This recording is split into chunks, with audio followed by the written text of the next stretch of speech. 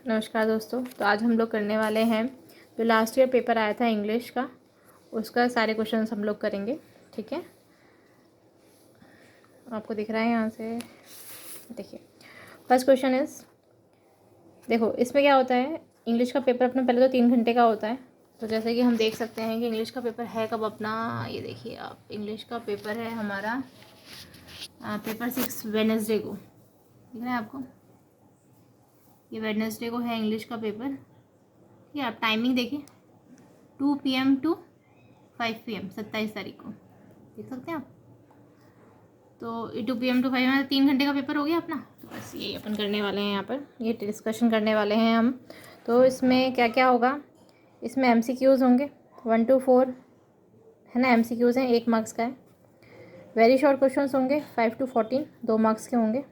ठीक है, 15 क्वेश्चन है, नहीं 5 to 14 हो गए आपके, तो 9 क्वेश्चन हो गए आपके 2 मार्क्स के। तो ये 30 वर्ड्स के होंगे आपको, 2 मार्क्स के क्वेश्चन से 30 वर्ड्स लिखना है। 1 मार्क का क्वेश्चन है तो आपको एक सेंटेंस से 1 वर्ड में कंप्लीट हो जाता है। शॉर्ट क्वेश्चन है 15 to 18 है ना, ये 3 मार्क्स के हैं। 15 to 18 मतलब 15, 16, 17, 18, 4 क्वेश्चन हैं। ठीक है, ऐसे इसमें भी 1 नंबर बढ़ जाएगा 5 to 18 14 वाले में। तो ये 3 मार्क्स का है, इसमें 80 to 100 वर्ड्स आएंगे। और लॉन्ग क्वेश्चन है 19 to 22, एक इंटरनल चॉइस मिलती है। और ये लॉन्ग क्वेश्चन हमारे 6 मार्क्स के होते हैं, इसमें 200 वर्ड्स लिखने हैं आपको। ठीक है, चलो स्टार्ट करते हैं। First one is, what are receptive skills. Receptive skills कौन से होते हैं? रिसेप्टिव मतलब जिसको आप रिसीव करें, है ना। तो लिसनिंग और रीडिंग, जब आप लिसन करते हो, ठीक है, तो ये तो रिसेप्टिव है। लेकिन रीडिंग कर रहे हो तो रीडिंग तो आपकी रिसेप्टिव थोड़ी ना, आप बोल रहे हो, आप सुन थोड़ी ना रहे हो उसको। लिसनिंग एंड स्पीकिंग, हाँ ये रिसेप्टिव है, क्योंकि आप लिसन भी कर रहे हो तो सुन रहे हो, बाहर से ले रहे हो। स्पीकिंग है तो भी आप बोल रहे हो तो सामने वाला ले रहा है ना, तो सामने वाला रिसीव कर रहा है आपके थॉट्स को। स्पीकिंग एंड रीडिंग, रीडिंग आ गया तो रीडिंग तो आपकी रिसेप्टिव नहीं है। रीडिंग एंड राइटिंग, तो राइटिंग आपकी रिसेप्टिव नहीं है, और रीडिंग भी आपकी रिसेप्टिव नहीं है। तो option B is the correct answer. Option B देखिए आपका इसका करेक्ट आंसर है। ठीक है, सेकंड देखिए, English in India is taught as a. English India में टॉट कैसे करते हैं? फर्स्ट लैंग्वेज नहीं, फर्स्ट लैंग्वेज तो आपकी मदर टंग होती है। Second language, third language, foreign language, तो कौन सी लैंग्वेज होती है इंग्लिश हमारी? Second language. ऑप्शन बी इसका करेक्ट आंसर है। How many sounds are there in English, तो हम जानते हैं 20 और 24 का कॉम्बिनेशन होता है ना। 20 आपके क्या होते हैं हमारे, 24 तो कॉन्सोनेंट्स होते हैं और 20 वोवेल्स होते हैं, मिला के हमारे 44 साउंड्स होते हैं इंग्लिश में फोनेटिक्स के अकॉर्डिंग। तो आंसर सी इसकी आपका यहाँ पर करेक्ट है। What is the full form of CCE, क्या होता है? कंटिन्यूस एंड कॉम्प्रिहेंसिव एवोल्यूशन, कहाँ पर लिखा है ये रहा। तो इसका ऑप्शन बी सही होगा, ऑप्शन बी इसका सही आंसर है। ठीक है, अब फिफ्थ क्वेश्चन है, mention any 2 objectives of teaching English at upper primary level. मैं इसके छोटे छोटे वीडियोस डालूंगी, क्योंकि इसमें वीडियोस में प्रॉब्लम हो जाता है, ताकि मैं भी चेक करूँगी इसको कि भाई सही आ रहा है क्या ये, तब मैं आगे क्वेश्चंस करूँगी। पता चला मैंने सारा बोल दिया और उसके बाद में कुछ दिख ही नहीं रहा उसमें। लाइफ में भी ऐसा ही हुआ था, इसके लिए मैं रिस्क नहीं लूँगी अभी। तो हम कहाँ तक क्वेश्चंस करेंगे? हम क्वेश्चंस करेंगे 14 तक। ठीक है, और ये शॉर्ट और लॉन्ग है, ये दूसरे वीडियो में करेंगे। ठीक है, फुल फॉर्म ऑफ NCERT नहीं, 2 objectives of teaching, name mention any 2 objectives of teaching English at upper primary level. ठीक है, तो प्राइमरी लेवल कौन सा होता है आपका? 1st to 5th, और 6th to 8th क्या होती है अपनी अपर प्राइमरी लेवल। तो उसके 2 ऑब्जेक्टिव्स बताइए, इंग्लिश क्यों टीच करते हैं। Primary objective of English language teaching is to get the child familiarised with the language, ताकि जो चाइल्ड है वो लैंग्वेज के साथ में फेमिलियर हो जाए। ठीक है, then slowly begin to use it, ताकि हम फिर स्लोली उसको यूज़ करना स्टार्ट करें थ्रू इनपुट रिच मेथडोलॉजी।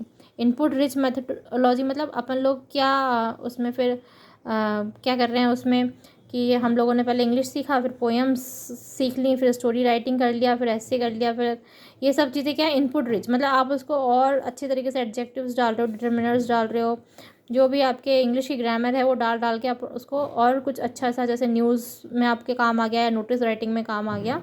तो ये है, अगर आप इतना भी नहीं लिखें तो आप क्या बोलेंगे? Then slowly begin to use it.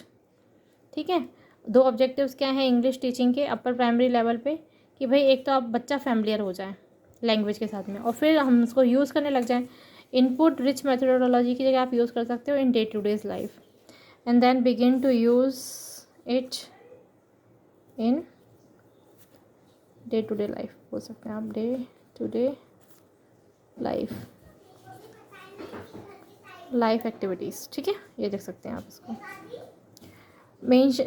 Name any two functions of NCERT. NCERT क्या होता है? National council of educational research and training. इसके दो फंक्शन क्या होते हैं? फर्स्ट फंक्शन है इसका promote and coordinate research in all the branches of education, है ना। नेशनल काउंसिल है एजुकेशनल एंड रिसर्च ट्रेनिंग की, तो प्रमोट करे और कोऑर्डिनेट करे रिसर्च की, ताकि सारे ब्रांचेस ऑफ एजुकेशन में वो जा सके। सेकेंड पॉइंट क्या है? इम्प्रूव करें new trends and technique in school education. जैसे अब आप देखें कि क्या हो रहा है कि हमारे यहाँ पर क्या हो रहा है, जैसे पहले अपन लोगों ने तो सिर्फ चौक से पढ़ा हुआ है, जो पुराने ज़माने के बच्चे हैं उनको चौक, फिर धीरे धीरे वाइट बोर्ड्स आ गए। अब आप देखिए कि भैया ना स्मार्ट टीवी भी आ गए हैं, अब तो बच्चा वीडियो सब देख के पढ़ रहा है, एनिमेशंस आ गए हैं, एआई आ गया है। ठीक है, तो इम्प्रूव न्यू ट्रेंड्स और टेक्निक स्कूल एजुकेशन में लाइए, क्योंकि हम जानते हैं कि विजुअल एड जो होता है उससे बच्चा ज़्यादा समझता है देन ऑडियो एड से। Mention any 3 functions of language. 3 functions बताइए लैंग्वेज के। फंक्शंस ऑफ लैंग्वेज क्या है? Informative language functions. ठीक है, क्या फंक्शन है लैंग्वेज के? इन्फॉर्मेशन लैंग्वेज फंक्शन होता है क्या, कि भाई आपको इन्फॉर्मेशन मिलती है लैंग्वेज से। Expressive language function. 3 functions of language क्या है? एक तो इन्फॉर्मेशन लैंग्वेज, आपको इन्फॉर्मेशन मिलती है, फिर आप एक्सप्रेस कर सकते हो। डायरेक्टिव लैंग्वेज फंक्शन की, आप डायरेक्ट किसी को, जैसे कि आपको लैंग्वेज पता है भाई सामने वाले की, कि एक आपको पता है कि इंटरनेशनली जो एक्सेप्टेड लैंग्वेज है वो कौन सा है, वो इंग्लिश है ना। वहाँ पर आप हिंदी बोलोगे तो किसी को हिंदी, तो आप यहाँ पर अपने देश के में अगर साउथ साइड में जाएंगे तो वहाँ पर भी बहुत लोगों को नहीं आएगा, आंध्र प्रदेश के लोगों को नहीं आएगा। ठीक है, तो लेकिन इंग्लिश क्या है? एक डायरेक्टिव लैंग्वेज है। मतलब अपन क्या करते हैं, मैक्सिमम जो देश में अपने इंग्लिश हर किसी को ही आती है। ठीक है, और दूसरी बात, विदेश में भी अगर आपको ट्रेडिंग करनी है, कोई भी व्यापार करना है, तो वहाँ पर डायरेक्टिव लैंग्वेज किस तरह कौन यूज़ होती है? इंग्लिश यूज़ होती है। डायरेक्टिव मतलब आप डायरेक्टली किसी से कुछ भी चीज़ ट्रेडिंग करना चाह रहे हैं, है ना, एड्रेस पूछना चाह रहे हैं, तो उसको इंग्लिश तो पता ही होगी, उसकी मदर टंग तो पता ही होगी, एज वेल एज उसको इंग्लिश भी एज अ सेकेंड लैंग्वेज पता ही होगा। ठीक है, तो आप डायरेक्टली उससे कम्युनिकेट कर सकते हैं। What is a consonant cluster? Give 2 examples. Consonant cluster क्या होता है? 2 एग्जाम्पल बताइए। In a consonant cluster 2 consonants gives only 1 sound. 2 consonants जो होते हैं वो केवल एक साउंड देते हैं। देखो, अब जैसे ये ब्लू है तो BL और BL, है ना, तो ब्ल दोनों में साउंड कौन सा रहा है? ब्ल। कॉन्सोनेंट ही तो है, AEIOU होता है, वो बोलते होते कॉन्सोनेंट है, तो ये कॉन्सोनेंट क्लस्टर हो गया। ऐसे ये KL क्ला, तो CL है, क्लॉक क्लाइम क्लैवर क्लाइम क्लैक, तो ये सब KL वाला साउंड दे रहे हैं।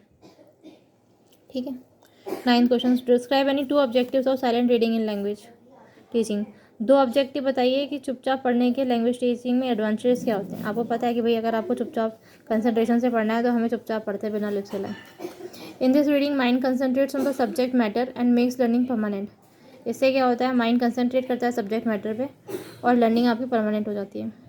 इट डेवलप्स लव, है ना, ये क्या करता है? लव फॉर रीडिंग डेवलप करता है एंड हमें प्रेजेंट फीलिंग आती है, अच्छी फीलिंग आती है। Name any method of teaching grammar and explain briefly. कोई भी मेथड बताइए। अगर आप देखें ऑप्शंस में तो केवल जो आपका लॉन्ग आंसर है ना उसी में ही इंटरनल चॉइस मिली हुई है, जो ये क्वेश्चन है इनमें इंटरनल चॉइस नहीं मिली हुई है, तो इसलिए आपको ये क्वेश्चंस पढ़ के ही जाने हैं, इनमें कोई चॉइस नहीं मिल रही हमें। Name any method of teaching grammar and explain briefly. Teaching grammar के बताओ किस तरीके से सीखते हैं और उसको एक्सप्लेन करो।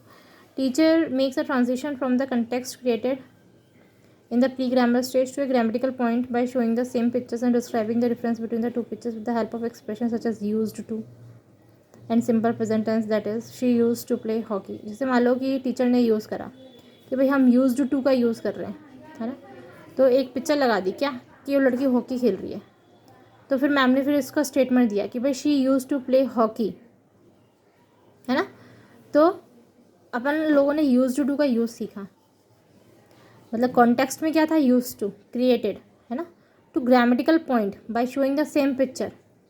अब सेम पिक्चर्स को अपन लोगों ने बोल दिया आगे, सेम पिक्चर दिखा के मैम ने बता दिया, but now she doesn't as she is more involve in the teaching learning process. लेकिन अभी उसको पसंद नहीं है, आगे मैम ने बता दिया, बट मतलब ये समझ में आ रहा है बच्चे को कि भैया नेगेटिव स्टेटमेंट आ गया था, ये अभी खेलना पसंद नहीं है, पहले उसको पसंद था खेलना। एज अब वो इन्वॉल्व है किस में? टीचिंग लर्निंग प्रोसेस में, पढ़ने में और सीखने में। तो ऐसे टीचर जो होते हैं, एनी मेथड मतलब टीचिंग ग्रामर, ग्रामर बच्चों को कैसे सीख सकते हैं भाई, कोई सी पिक्चर लगा दी, फिर अपन ने उसके ना कुछ एग्जांपल्स दे दिए, तो बस ये प्रोसेस होती हैं सीखने की। Mention any two objectives of using audio visual ads in language teaching. Audio जैसे रेडियो वीडियो से हम लोग सीखते हैं, विजुअल मतलब टीवी वीवी से देख के कर सकते हैं। तो ये लैंग्वेज टीचिंग में कैसे सहायक होते हैं? Audio visual aids are those devices which are use in the classroom, ताकि एनकरेज करें टीचिंग लर्निंग प्रोसेस से, and make it easier and interesting, ताकि वो ईजियर हो सके और इंटरेस्टिंग हो सके। अब audio visual ads best tools होते हैं for making teaching effective and best dissemination of knowledge. और इससे क्या होता है, बेस्ट टीचिंग टूल्स हैं ये, और इससे नॉलेज बच्चे को अच्छी तरीके से मिल पाती है। What is the need of teaching plan? Teaching plan क्या होता है? लेसन प्लान होता है टीचर के पास में कि भाई किस तरीके से बच्चे को पढ़ाना है, आज क्या पढ़ाना है, कल क्या पढ़ाना है, ये टीचिंग प्लान होते हैं, ठीक है। तो lesson planning ensures balance in language skills. Language skills में बैलेंस कौन सिखाता है? Lesson planning. Listening, speaking, reading and writing, है ना। तो ये लैंग्वेज स्किल्स का अगर वो पूछा जाए कि भाई किस तरीके से इनका सीक्वेंस आएगा, तो पहले LSRW से आप इसको लर्न कर सकते हैं। पहले लिसनिंग होता है, फिर स्पीक करता है बच्चा, पहले सुनता है, फिर बोलेगा, फिर रीड करेगा और फिर लिखेगा। It helps in deciding teaching method and teaching ads. ये हेल्प करता है क्या डिसाइड करने में, टीचिंग मेथड्स में, और टीचिंग एड्स कैसे होते हैं आपके। What is meant by comics? Comics क्या होती है? Comics are used as a teaching and aid. Comics कैसे होते हैं? टीचिंग एड की तरह काम में आते हैं during teaching of English language. जब अपन इंग्लिश लैंग्वेज सीखते हैं तो टीचिंग एड की तरह कौन आता है? कॉमिक्स। बच्चे को इंटरेस्ट आता है ना पिक्चर देख देख के कि भाई क्या है, नेक्स्ट क्या हो रहा है, नेक्स्ट क्या हो रहा है, पिक्चरों के थ्रू इसको समझ में आ जाता है। फिर इंग्लिश पढ़ रहा है तो उसको और इंग्लिश में, क्योंकि उसको पिक्चर के थ्रू तो मैक्सिमम चीज़ें समझ में आ जाती हैं। तो इस तरीके से कॉमिक्स जो हैं वो एक हम लोगों को टीचिंग एड की तरह यूज़ करवाते हैं बच्चों को, ताकि उनको इंग्लिश लैंग्वेज और अच्छे से आ जाए। Comics carry very interesting and entertainment ideas और messages in the graphic form for educating the readers. तो वो पहला बच्चा ना कॉमिक्स को पढ़ के ही समझ जाता है कि भाई इसमें क्या क्या हो रहा है, तो इंग्लिश से उसको और इम्प्रूव हो जाता है कि अच्छा इसका मतलब ये है, इसका मतलब ये है। इंग्लिश सीख के कॉमिक्स नहीं समझता है, कॉमिक्स की पिक्चर देख के इंग्लिश समझता है। समझ रहे हैं आप? How will you improve your, last question कर रहे हैं हम लोग इसका, ठीक है। फिर मैं इसको चेक करूँगी वीडियो सही आ रहे हैं क्या, वरना मैं तो लाइव चलाने वाली थी। अब लाइव में तो आती ही नहीं है, बच्चे मैसेज करते हैं कि मैम कुछ दिख नहीं रहा है, इसलिए मैंने आज वीडियो बनाया है। How will you improve your learners errors suggest on activities. जैसे जो बच्चा है ना सीखने वाला, उसके जो एरर्स होते हैं उसको कैसे आप इम्प्रूव करेंगे, कोई सा भी एक एक्टिविटी बताओ। टीचर एक तो पहली बात पनिश मत करो लर्नर्स को for the errors, but should give appropriate feedback, है ना। अपन जो इस तरीके से बोलते हैं ना बच्चे को, जिस तरीके से हम डील करते हैं, उसी से बच्चे एक तो मोटिवेट हो सकता है या डीमोटिवेट हो सकता है। तो एक तो टीचर को उस चीज़ का ध्यान होना चाहिए क्या कि पनिश मत करो। कभी भी एरर्स के लिए अगर पनिशमेंट आती है तो वो एक नेगेटिव चीज़ होती है, कभी भी ऑप्शन में सही होगा ही नहीं। And help them correct those errors. There are many 3 types of feedback होते हैं क्या। एक तो बच्चे को बताओ कि भाई आपका गलत कहाँ पे हो रहा है, फिर रिकास्ट करो या एम्फसाइज करो लर्नर को कि भाई उस जो गलत वाला सेंटेंस उसको वापस से लिखो। फिर थर्ड होता है कि उसको प्रमोटिंग, अरे रे ये क्वेश्चन ऐसा नहीं था, सजेस्ट वन एक्टिविटी। और थर्ड क्या हो गया आपका प्रमोटिंग, है ना, कि भाई ये गलती आपको वापस नहीं करनी है।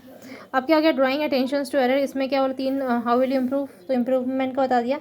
फिर एक एक्टिविटी बताओ, एक एक्टिविटी समझानी है हमें, तो हमने एक ले लिया कौन सा, ड्राइंग अटेंशन टू एरर। इस टाइप ऑफ फीडबैक में attention is draws to the connection between language form and meaning for. जैसे कि लैंग्वेज क्या मिल रही है और मीनिंग से मतलब क्या मतलब निकल के आ रहा है और आपने क्या लिखा है। जैसे स्टूडेंट ने बोला 2 years ago I was liking hiking, नहीं लाइकिंग ही लिखा है उसने, लिकिंग। तो टीचर ने बोला no, 2 years ago I was licking, नहीं नो, क्या होगा आई वेंट हाइकिंग, ठीक है, कि मैं हाइकिंग पे गया था, ऐसे बोलो। अब स्टूडेंट ने बोला आई वींट हाइकिंग फॉर 3 months, है ना, तो इस तरीके से बोल रहा है कि मैं गया था, ठीक है, आई वींट हाइकिंग फॉर 3 months। तो इस तरीके से क्या होगा कि कनेक्शन कर पा रहा है वो टीचर को कि टीचर क्या बोल रहा है और हम क्या बोलेंगे। तो टीचर बोलेगी नहीं ऐसे नहीं, आई वींट नहीं, अब 3 months के लिए गया तो I went hiking, I went to hiking for 3 months, ठीक है। अब ये स्टूडेंट लिखा ही क्यों है, तो ये तो एक गलत ही सेंटेंस है। आगे ये कॉपी पेस्ट करते हैं ये लोग भी, तो इतनी ज़रूरत नहीं होती है। सिंपली क्या आएगा इसमें, स्टूडेंट बोल रहा है 2 years ago I was liking, तो टीचर बोलिए नहीं, इसका आएगा नो आई वेंट हाइकिंग, कि मैं हाइकिंग करने के लिए गया हुआ था। तो इस तरीके से अपन करेक्शन एरर को बता सकते हैं। बच्चे ने गलती करी, टीचर ने बता दिया, तो इस तरीके से हम लर्नर के एरर को इम्प्रूव कर सकते हैं। मैं भी क्या आप ही के साथ में पढ़ रही हूँ, ये किताब मैंने कभी उठाई नहीं थी, इसलिए थोड़ा सा बीच बीच में रुकना पड़ता है। ठीक है मित्रों, अब मैंने तो मेरा साधन है, मुझे जस्ट पास होना है। कोशिश करेंगे सारे टॉपिक्स कवर कर लें, बट टाइम बहुत कम है। आज की डेट हम देखें तो आज की डेट कितनी हो गई, आज 15 नवंबर हो गया है। अब बस ठीक है, ये क्वेश्चंस देखते हैं। अब आप मुझे बताइए वीडियोस कैसा लगा आपको, ताकि हम आगे की भी वीडियोस बताएंगे। ठीक है, BSTC के सारे आपको सारे सब्जेक्ट्स के नोट्स मिलेंगे। मैं इंग्लिश मीडियम से कर रही हूँ, तो जो भी बच्चा इंग्लिश मीडियम से कर रहा है वो मुझे मैसेज भी मैं बताना ही कौन कौन इंग्लिश मीडियम से कर रहे हैं, क्योंकि मैं ट्रांसलेशन करके भी, फिर मैं खुद भी पढ़ रही हूँ ट्रांसलेशन करके, लेकिन जो हिंदी है मैं उसका लिखूँगी कुछ भी नहीं, हिंदी में पढ़ लिया और वहाँ इंग्लिश में ट्रांसलेशन कर लूँगी। बट कोई बच्चा है ऐसा जो इंग्लिश मीडियम से कर रहा है, उसको ट्रांसलेटेड वीडियो चाहिए, तो फिर मैं उसके लिए भी डाल दूँगी। ओके मित्रों, धन्यवाद, बाय बाय।